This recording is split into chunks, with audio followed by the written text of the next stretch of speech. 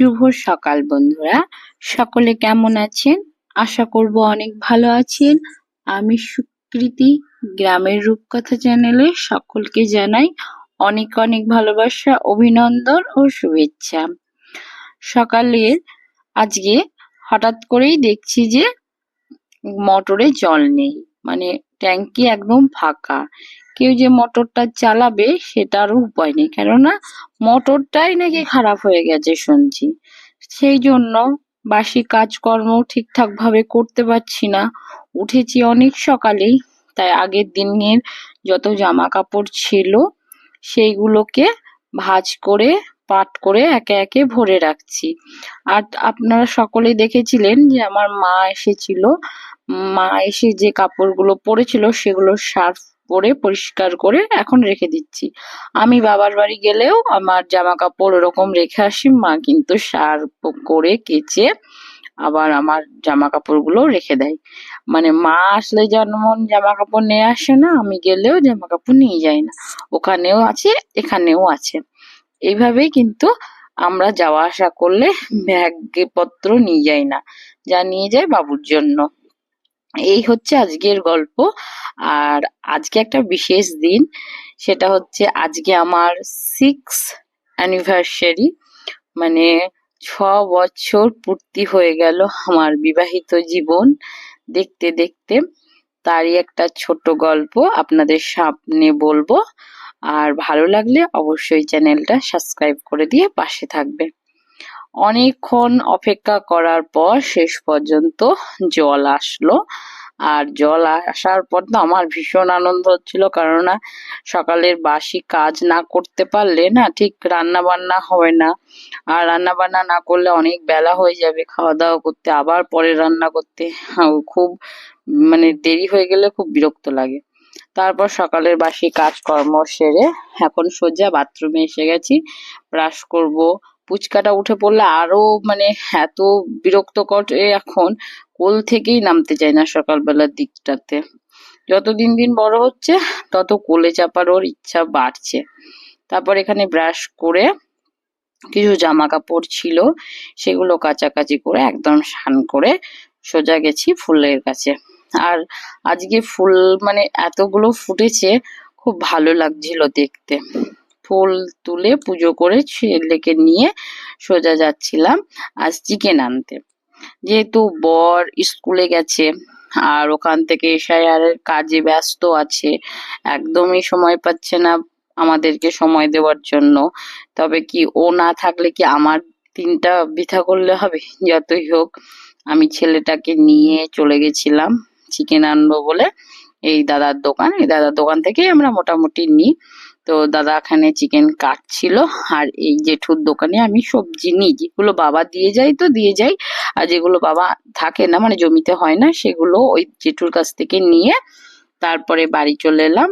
আর বাড়িতে এসে পুচকার জন্য করেছিলাম খিচুড়ি পাঁপড় ভাজা, আর আমার জন্য চা মুড়ি করেছিলাম। তখন 11টা বাজছিল। 11টা বাজছিল, জল ছিল না, সেই জন্য আজকে অনেকটাই দেরি হয়ে গেছে। খাওয়া দাওয়া করব, তারপর রান্না বান্না বসাবো। আর কি হয়েছে, আজ যেহেতু বর ছিল না, বরের সকালে খাবার পাঠিয়ে দেওয়া হয়েছিল, সেই জন্য ওই দিক থেকে একটু চাপটাও কম। বর আসবে মোটামুটি ওই দুপুর বেলার দিকে, 2-2:30 নাগাদ আমার হয়ে যাবে। তারপর আমি বাবুকে খাইয়ে দাইয়ে নিজেও কিছুটা খেয়ে নিয়ে তারপর বসেছিলাম রান্না বান্না, সবজি টবজি এইগুলো করব। ফুচকাটা এখন কিন্তু কার্টুন দেখতে ভীষণ পছন্দ করে। হ্যাঁ, আমি যেহেতু এই দিকের ঘরটায় থাকি টিভি দেখি, ফোনটা দেখে না, কিন্তু ট্যাবে প্রচুর নেশা হয়ে গেছে এখন। ট্যাবে কার্টুন দেখতে মানে আমি যদি নাও চালাই, পুরো নিজে নিজে চালিয়ে দেখতে শিখে গেছে। এটা ভালো গুণ না খারাপ গুণ জানি না, তবে ওই খাওয়ানোর জন্য কিন্তু দিতেই হবে, না হলে পারবো না। এদিকে যে বললাম যে জামা কাপড়গুলো কাচাকাচি করেছি সেগুলো মেলে দিচ্ছি, কেননা ভীষণ পরিমাণে রোদ উঠেছে। এবার যদি না দিই তাহলে আর শুকাবে না, সেই জন্য আগে কেচে মেলে নিলাম, তারপরে রান্না বান্না বসাবো। তো আগেই বললাম যে আমার আজ 6 বছরের অ্যানিভার্সারি। তো বর না থাকলে খুব মনটা খারাপ করে, পাশে যদি বরকে না পাই, কিন্তু কিছু করার নেই, সরকারি কাজ তো তাকে করতেই হবে, তাই না? তাই নিজে হাতেই যতটা পেরেছি নিজের মতো ছোট্ট আয়োজন করেছি। আর এখানে আলু শসা এগুলো নিয়ে এসেছিলাম, আর এখানে নিয়ে এসেছিলাম চিকেন। আর চিকেন বলতে গেলে বোনলেস যে চিকেনটা হয় সেটা। আমার বর চিলি চিকেন খেতে ভীষণ ভালোবাসে, সঙ্গে ছেলেও। তাই বরের জন্য স্পেশাল ভাবে আজকে করব চিলি চিকেন। এখানে ছেলেকে স্নান করিয়ে ঘুম পাড়িয়ে দিয়েছি, তারপর সোজা চলে এসেছি রান্নাঘরে। রান্নাঘরে সব আলুগুলো সবজিগুলো মানে যথাস্থানে রেখে এবার আমি বসে গেছি একদম চিকেনটাকে রেডি করতে। তোমরা যে চিলি চিকেন করো তা কিভাবে করো একটু কমেন্টে জানিও। আমি ভিনিগার দিয়ে ভিজিয়ে রাখলাম, ভিজিয়ে রাখার পর কিছুক্ষণ মানে মোটামুটি 5 মিনিট ভিজিয়ে রেখেছি। সেই ফাঁকে আমি কিন্তু সবজিগুলো রেডি করে নিচ্ছি। বেশি কিছু রান্না করব না, তবুও যেটুকু হয় সেটুকুই করব। আর এখানে ক্যাপসিকাম পেঁয়াজ এগুলো সব কেটে নিচ্ছি। ভেবেছি বেগুন ভাজবো একটা, বেগুন কিন্তু এই শীতে খেতে ভীষণ ভালো লাগে।